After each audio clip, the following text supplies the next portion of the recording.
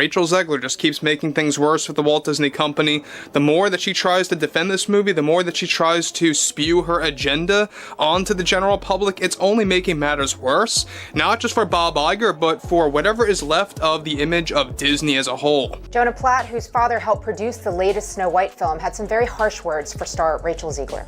For context, Variety wrote a report recently titled Inside Disney's Snow White Fiasco, Death Threats, Beefed Up Security, and a Social Media Guru for Rachel Zegler. Evie Magazine wrote on X, when you compare how Rachel Zegler spoke about Snow White to how other actresses who played live-action Disney princesses spoke about their character, really underlines just how poorly she carried herself. Rachel Zegler is extraordinarily woke, but she's woke in a way that's quite deranged. Summoned to an emergency meeting with Disney's top lawyers, the young actress suddenly found herself face-to-face with accusations that could derail her entire career.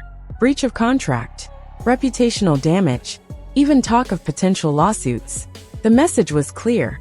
Disney wasn't just disappointed, they were furious. Rachel is literally the star of a Disney movie, and she acts like she's some sort of victim, and that's the sort of mentality that is just poisoning people's minds. Like, she acts like her life is so bad. Insiders say tensions had been building for months, but this meeting marked the breaking point.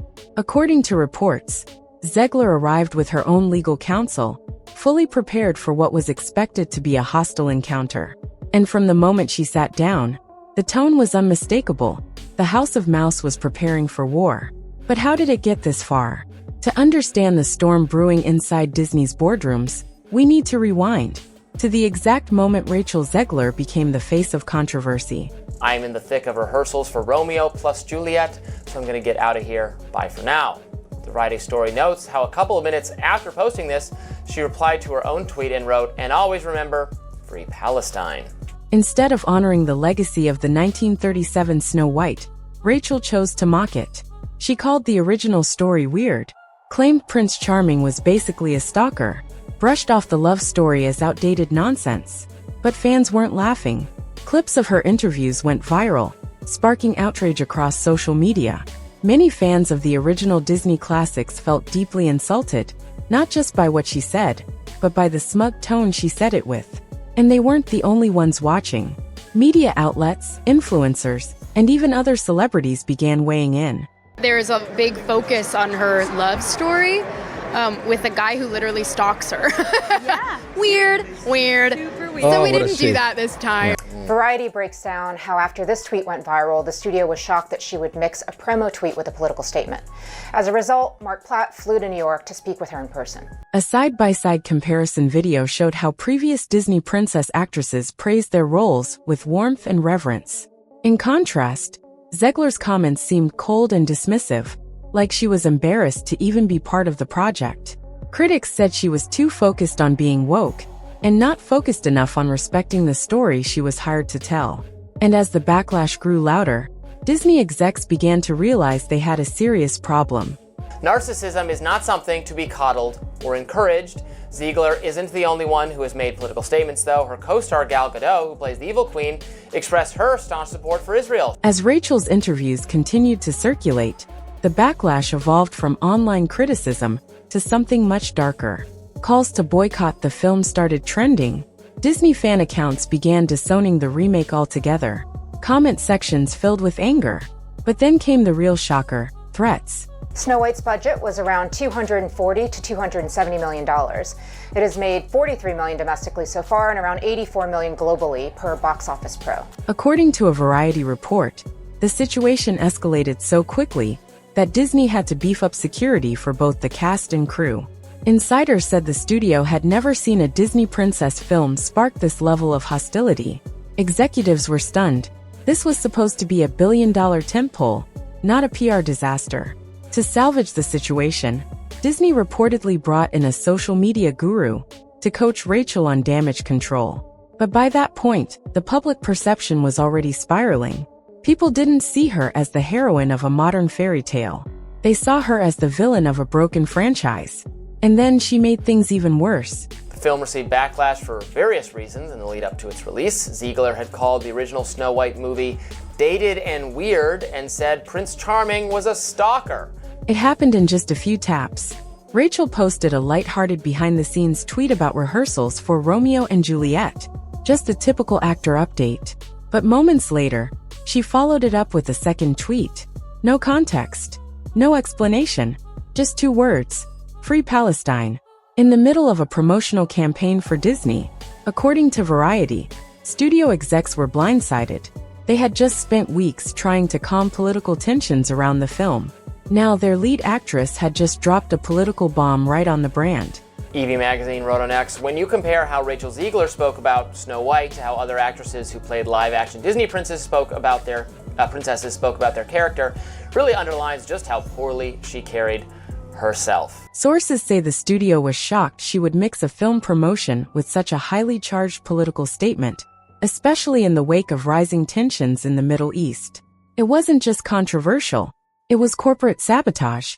Mark Platt, a major producer on the film, reportedly flew out to New York to speak with her directly. The fallout from that tweet was so severe, it set off a chain reaction that would lead to the emergency legal meeting. Disney wasn't just dealing with a PR problem anymore. They were preparing for war. I'll quickly mention this. The son of Snow White producer Mark Platt, Jonah Platt is the son's name. He is speaking out publicly against Rachel Zegler and blaming her for the film's catastrophic failure at the box office. I mean, he's totally right. Now, of course, as we covered, the movie is terrible anyway in its own right. It was probably going to underperform regardless. People are tired of the soulless cash grab remake thing. As the pressure mounted, Rachel Zegler finally pushed back. Behind closed doors, her team began leaking a very different story, one that pointed the blame squarely back at Disney itself. According to her camp, the studio had explicitly instructed cast members to promote the film as a modern reimagining of Snow White. They were told to lean into the progressive messaging, to emphasize empowerment, to ditch the dated romance angle of the 1937 classic. And that's exactly what Rachel did. The movie has all kinds of problems that could be pinned partly on the producer. Like the producer did not do a good job. Nobody who produced this movie did a good job. Leaked emails and internal correspondence seemed to back her up. Talking points, reportedly supplied by Disney's own marketing department, encouraged a shift away from outdated gender roles. Studio reps wanted headlines about bold reinvention. They got them, but when the reaction turned sour, they panicked, and Rachel became the fall girl. Insiders say she feels betrayed. What was once celebrated as fresh and daring was suddenly being painted as disrespectful. Zegler's defenders argue that she followed the studio's lead and is now being thrown under the bus to save face. But as far as Disney was concerned, public trust had been shattered, and someone had to pay. Tell me if this is a track that you like. Does this, imagine you invested into her being the face of the movie and she's the main character and she's trying to promote the movie. Would this make you want to go watch the movie when she's starring in it and she's the main character? While the spotlight remained firmly on Zegler, a more disturbing picture was emerging from inside Disney's boardrooms. Multiple insiders claimed the film's downfall wasn't just about one actress, it was about internal war. According to reports, Disney executives were split from the very beginning. One camp pushed hard to modernize everything, the plot, the romance, even the dwarfs. Another camp warned that going too far would alienate the fan base. Neither side backed down. The result? A confused, watered-down remake that pleased no one. Apart from all of the political controversy started by the actress, so the movie had all kinds of problems creatively and conceptually. Creative decisions were constantly overruled. Marketing messages flip-flopped. Even during filming, sources say there were disagreements over what kind of story they were trying to tell. And as the pressure to perform at the box office mounted, those internal cracks began to show. By the time the trailers dropped, it was already too late. The backlash was immediate and fierce. Fans accused Disney of destroying the magic of the original. Critics said the film had no soul. Even longtime Disney supporters began speaking out. So why then was all the blame landing on Rachel? There's no doubt that she drove the final nail into this movie's coffin. She probably drove the final 2 or 3 nails into the coffin. As Rachel Zegler's legal nightmare unfolded, fans started asking another uncomfortable question. Where was Gal Gadot? Gadot, who plays the evil queen in the same film, had made headlines of her own. this time for her staunch public support of Israel. While her comments stirred controversy, especially in the context of global tensions, there was no emergency meeting, no legal team confrontation, no reports of intense scrutiny. Why the double standard? And a lot of what you see with Zegler is really just this pretty common Gen Z mentality and approach to work. Some speculated it was about timing. Others believed Godot had simply been more careful with her wording. But for critics, the message was clear. Disney was picking favorites. Both actresses had made political statements. Both had faced public backlash. But only one was being dragged into high-stakes legal showdowns and painted as the face of failure. Whether intentional or not, the optics weren't great. And in the court of public opinion, that perceived hypocrisy only made things worse for Disney.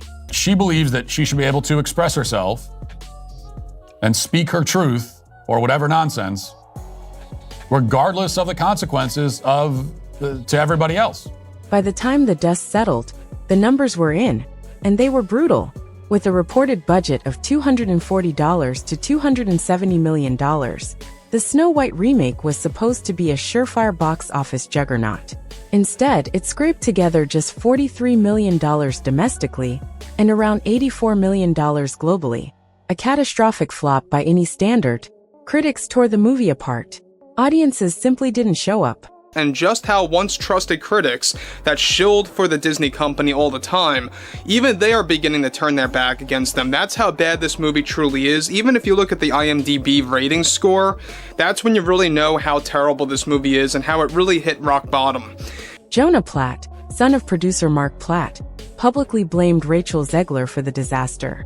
His comments echoed what many insiders were already whispering, that her interviews, her attitude, and her public image had alienated Disney's core fan base. But was it really all on her? The truth was more complicated. Creative confusion, tone-deaf marketing, a remake strategy that had already worn thin with audiences. These were deep-rooted problems that no actress, no matter how beloved or controversial, could fix alone. But Disney needed a face to the failure, and Rachel Zegler was right there, in the spotlight. In reality, you have a job. You're getting paid to do this job. You signed on the dotted line. You took on the role. You took the job. And that job comes with certain basic responsibilities. As the fallout from Snow White's collapse deepened, the consequences extended far beyond one movie or one actress. Inside Disney, panic was setting in. Shareholders were furious. Analysts began questioning the company's entire live-action remake strategy, which for years had been a massive profit engine. But now that engine had stalled, the Snow White backlash wasn't just a PR failure, it was a warning shot. Lifelong Disney fans were turning away. Nostalgia no longer guaranteed ticket sales. And when even a classic like Snow White could become a battleground for politics, lawsuits, and fan outrage, the studio's carefully built brand started to crack. Disney found itself caught in a lose-lose situation. If they fully blamed Rachel Zegler, they risked alienating progressive audiences and sending a message to future talent that the studio couldn't be trusted. But if they took accountability for the film's failure, they'd be forced to admit that their entire creative direction might be flawed. And in the middle of it all, Rachel Zegler, now seen by some as a scapegoat, and by others as the symbol of Hollywood's tone-deaf arrogance. As of now, no public lawsuits have been filed, no contracts shredded, but the emergency meeting, the leaks, the blame shifting, they all point to one thing: the fight isn't over. Disney may still pursue legal action, Rachel Zegler's team may go on offense, and the court of public opinion remains deeply divided. But what this entire saga reveals is something far more important than one movie's failure. It shows how fragile the bond between stars, studios, and fans has become. One misstep, one tweet, one interview can ignite a firestorm that no PR team can contain. It also shows that when billion-dollar brands try to play both sides, embracing edgy commentary when it's convenient, then retreating into corporate silence when it backfires, they often get burned by their own playbook. Rachel Zegler may or may not recover from this. Disney certainly will, eventually, but the legacy of the Snow White remake will live on as a cautionary tale about ego, branding, and the dangerous game of modern Hollywood. And maybe the most haunting question of all, was it Rachel Zegler who ruined Snow White, Or was it Disney's own reflection in the mirror all along? If you thought this was wild, trust me, this is just the beginning. Hit that subscribe button for more behind-the-scenes drama, celebrity chaos, and untold Hollywood stories they don't want you to hear. And drop a comment. Do you think Rachel Zegler was unfairly blamed, or did she bring it on herself? Let's talk about it.